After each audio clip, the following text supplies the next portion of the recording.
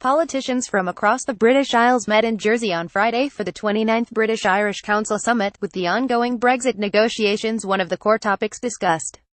And the chief ministers of Jersey, Guernsey and the Isle of Man strongly rebutted claims made in leaked documents, the Paradise Papers, that the Crown Dependencies were centres for tax avoidance.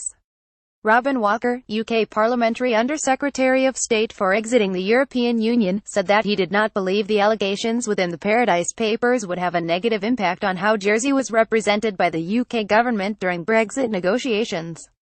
And he added that UK officials were in touching distance of a deal to securing the rights of EU citizens living in the UK and the Crown Dependencies. Delegates including Scottish First Minister Nicola Sturgeon and the UK's Secretary of State for Northern Ireland, James Brokenshire, discussed the commitment of all members of the BIC to upholding international tax standards. Mr. Walker said, "What we need to continue to do is to work together to improve tax transparency and apply the international standards on that front.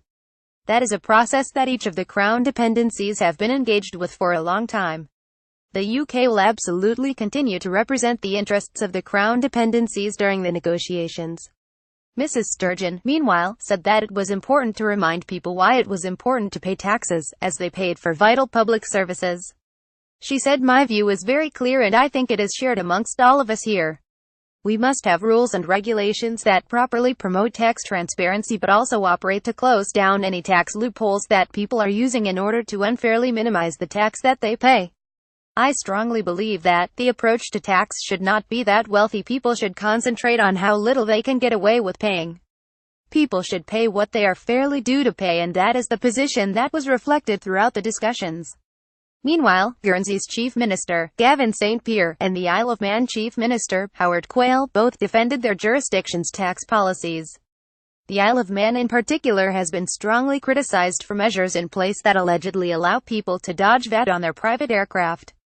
Mr. Quayle added that the Isle of Man aircraft registry was very well regulated and that the island clearly follows the UK rules and regulations on VAT, and that no evidence regarding alleged wrongdoing in relation to the island's registry had been provided. Asked whether the Paradise Papers might lead to negative approaches to Jersey's Brexit requests, Senator Gorst said all the people around the table accepted that it is not fair to call us tax havens. With regard to the policymakers in the UK, they understand that the next big summit is due to be held in Guernsey next year.